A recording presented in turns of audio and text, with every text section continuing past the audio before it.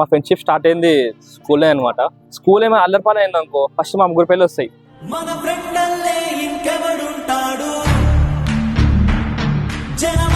కానీ ఒక మూమెంట్ వచ్చింది, మా 10th అయిపోయింది, అంతా అయిపోయింది. దాని తర్వాత మాకు వానికి మస్తు గ్యాప్ వచ్చేసింది.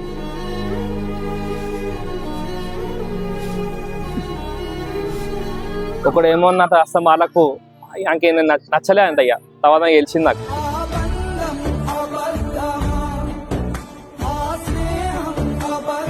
ఒక్క మూమెంట్ వచ్చింది, ఎవరితో కాల్ చేయడం కూడా వాడే చేసిండు నాకు. నేనేంది గొడవ కదా, ఇది సారీ చెప్తున్నామో అని నేను కోపంతో నేను అయితే ఫోన్ ఎత్తలే. ఆ రోజు ఫోన్ ఎత్తుంటే మంచిగా అనిపించింది నాకు.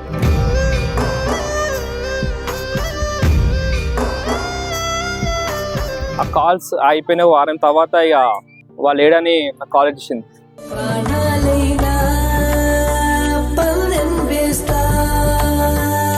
ఒక్కరోజు కాల్ ఎత్తుంటే మంచిగా అనిపించింది నాకైతే. ఫ్రెండ్స్ వచ్చిర్రు, కొత్త ఫ్రెండ్స్ వచ్చిర్రు, కానీ వాళ్ళు ఏం నోటో వాళ్ళు తీసుకపోతున్నారు.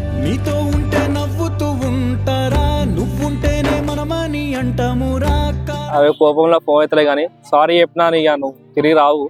హే బ్రో, మీ లైఫ్లో జరిగిన ఒక ఎమోషనల్ మూమెంట్ ఏంటో చెప్తారా? ఎమోషనల్ మూమెంట్ అంటే కైండ్ ఆఫ్ మా ఫ్రెండ్షిప్ గురించి అనుకో. మేము ఇద్దరు ఫ్రెండ్స్ ఉండేవాళ్ళం. మా ఫ్రెండ్షిప్ స్టార్ట్ అయింది స్కూల్లో అనమాట. యాక్చువల్లీ నేను ఉన్న స్కూల్ కాకుండా నేను పాత స్కూల్ నుంచి స్కూల్కి వచ్చినాను. వచ్చినప్పుడు నాకు ఎవ్వరు ఫ్రెండ్స్ లేకుండే. స్టార్టింగ్లో ఒక కలిసిండు, తర్వాత వాడు నేను జర క్లోజ్ అయినాం, మస్తు తిరిగినాం. కానీ తర్వాత ఇంకోటి వచ్చిండు. ఇక మేము ముగ్గురం ఎట్లా కలిసిపోయినామంటే, ఇక ఏడికి పోయినా ఏదైనా సరే, స్కూల్లో అయినా సరే, ఎక్కడైనా సరే, స్కూల్ ఏమో అల్లరిపాలు అయింది అనుకో, ఫస్ట్ మా ముగ్గురు పేర్లు వస్తాయి. ఎంత హైప్ చేసాం స్కూల్లో అంటే అంత హైప్ చేసేవాళ్ళం. కానీ ఒక మూమెంట్ వచ్చింది, మా 10th అయిపోయింది, అంతా అయిపోయింది.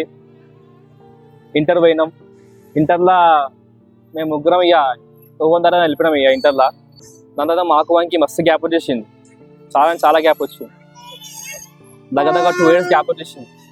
మాకు కమ్యూనికేషన్ లేక ఒకడు ఏమో నాకు అసలు వాళ్ళకు ఇంకేం నచ్చలే అంత. అయ్యా తర్వాత గెలిచింది నాకు. అది ఎందుకు నా వెళ్ళదు, ఏం చేసినా వెళ్ళదు. కానీ ఇంకోటైతే నా ఎప్పుడు నాతో ఉంటాడు అని పేర్లు చెప్పేసుకోవాలి మళ్ళా.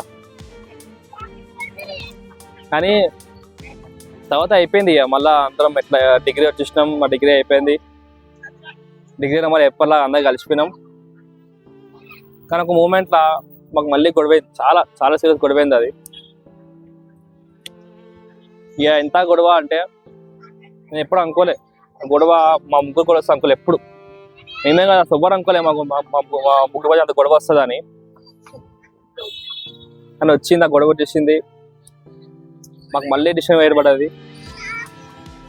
మళ్ళా ఎక్కడికైనా విడిపోయినాం. నేను నా బిజీ, నేను డిగ్రీ చేసుకుంటే నాకున్నా, వాళ్ళు చేసుకుంటే వాళ్ళు ఉన్నారు.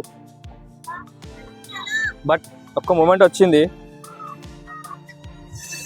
ఎవరితో కాల్ చేయడం కూడా వాడే చేసిండు నాకు.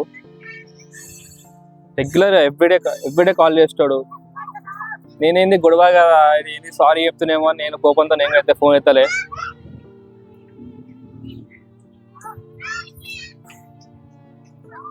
కానీ ఒక్క మూమెంట్, ఆ రోజు ఫోన్ ఎత్తుంటే మంచిగా అనిపించింది నాకు. ఆ కాల్స్ అయిపోయిన వారం తర్వాత ఇక వాళ్ళు ఏడని నాకు కాల్ ఇచ్చింది. ఒక్కరోజు కాల్ ఎత్తుంటే మంచిగా అనిపించింది నాకైతే.